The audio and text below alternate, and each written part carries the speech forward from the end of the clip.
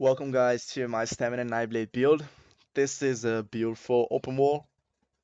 You cannot use this build for duels. It's not that strong. There's better options. Same goes for battlegrounds. Let's get started with the kill. So we are running one Maelstrom Ribbon Sharpened front bar, defending in back bar. Selene.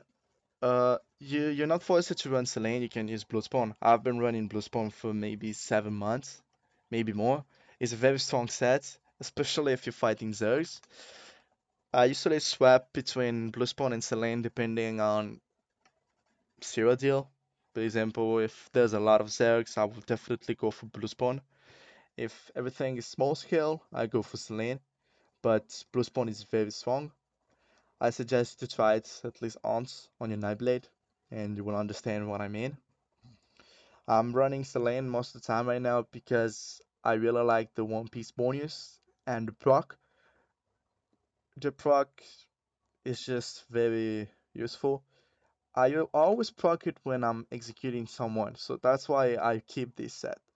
If this set was proccing like, I don't know, like Viper, I won't use it because I don't like that type of proc set. But this one here, it have a changed proc, and I don't know how, but it always proc when I'm executing a guy. So I just go for this for now. But like I say, I swap it. Bomb Pirate. Bomb Pirate is very strong set. Is a must for stamina classes because of the 5 piece bonus.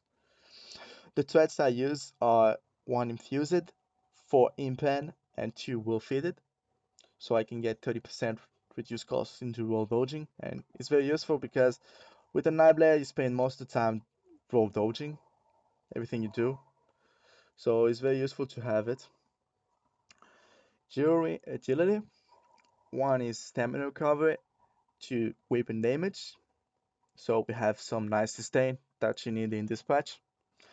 Now let's get to the skills. Basic skills. The only thing that is different is that I'm not using Executioner. I don't like Executioner. I haven't used it for months. I'm in love with this ability, Relentless Focus. The bow is very strong. Okay, I'm dealing between 7 to 19k damage with the bow. You can also, if you run this thing on your front bar, you can put Leeching Strikes on your back bar and Poison Ejection, so you can have those 3 skills at the same time. And I think that is way better to have an execute because this thing works like an execute if you think about it, because it deals very high damage and you can proc it when you want. The minor berserk is also very useful, and minor endurance it is too, so I just go for this. Back bar, Leeching Strikes instead of Phoenix Strikes, and Poison Injection, but you can use whatever you want here. You can use the Shade, you can use Draining Shot for bridge action, Rearmament Trap, Call Traps if you're in group, whatever you want. Same for the ultimate. You can use whatever you want here. I use Soul Tether because of this passive. It's very strong because you have Leeching Strikes and Soul Siphoner and Soul Tether, my bad. So you have a 6% increased healing down. So I really like it. You can use the morph this thing, the ballista one, the one that you put in on the ground, because it's very strong and it can help you in both 1vx or a 1v1 against someone. I really like this ultimate. Unfortunately, I don't have the morph in this Nightblade. Now, let's get to the champion points. 56 Warlord, 43 Mooncalf, 55 Beefall, 56 Tumbling, 55 here because this buff incap by a lot. So if you put an incap on a guy and it heal itself, it would be hard for him. 38 Blast, 72 here because all the attacks you deal as a Nightblade are direct damage, so you need to buff this CP. 45 Precise Strikes, 55 Mighty, 52 Ironclad, and 38 Resistant. I wish I could put more points here, like 23%, but honestly, I just put points here because of this passive. It's very strong for solo. When you have a lot of opponents attacking you, this passive procs a lot.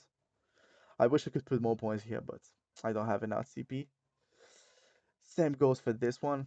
43 Hardy, 43 Elemental Defender, and 34 here, because I want this passive. I found out that this is the best way. You can put maybe more points into Hardy and Elemental Defender, but I like this CP setup. That's it for the CP. Now I'm going to show you the stats for the buff. Well, this has the stats fully buff under potion. As you can see, everything is insane. The regen is very high. Weapon damage is perfect. Weapon crits insane. Health and stamina are very good pulls.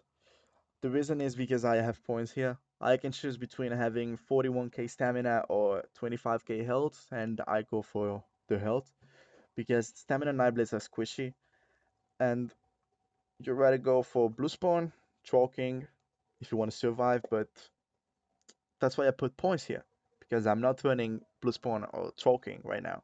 So you need points into health, and even if I'm running blue spawn, I still have points here to be honest. It's very important to have health because Nightblades get buffed by by a passive. I don't remember which one, but there's a passive that buffs it. Um, here, this thing here buffs your health by 6%. So you have 6% from here, a health, 28, a little bit more. So the stats can go even higher. Same goes for the stamina recovery on their potion, and with continued stack, I have 2.8k, 2.9. Weapon damage, pretty much the same. I think I get 200 more or something. I don't have any buff, so I'm not under Emperor buff. I'm not under continuous attack. This is just my real build.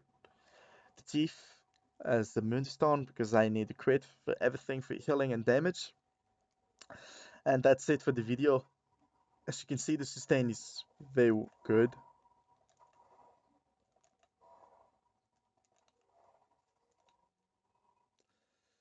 Stats in stealth are a little bit higher, but not that much. Just a little increase in weapon damage, but that's it. Now let's get to the consumables, something that is very important in this build. The food is the dubious Throne. This is the food that they implemented 2 patches ago, I believe. And the potions. You need 3 pots as a Nightblade, especially in this build, because the only way you have to sustain is by potions.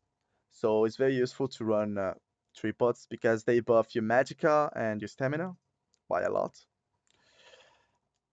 Now let's get to the poisons. I'm using poisons because I'm using them. I don't think it's fair to run poisons because they are very powerful, but it is fair for me because I am that guy that is fighting 20 people by itself, so I can use poisons. If you're if you're going to Zerg or if you're going to be in a very big group, don't run them. You don't need them. They are too cancerous. But if you're going solo, go ahead, use them because the people in front of you are using them.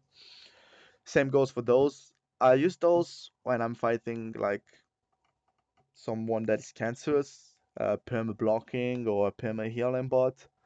Those guys, I will spam poisons on them, but you don't use those a lot. I usually use those, you know, when sometimes you have to face an unkillable build, but most of the time you don't, so you don't use it. I just run the poison on my front bar. And that's it for the video, guys. I hope you enjoyed this video. I hope you like the build and you try it. It's a very strong build. So I hope you don't abuse this build. Give me your feedback about this build if you think something need to change. But for now, I really think this build is perfect for me. Thank you very much, guys, and I'll see you on the next video. Goodbye.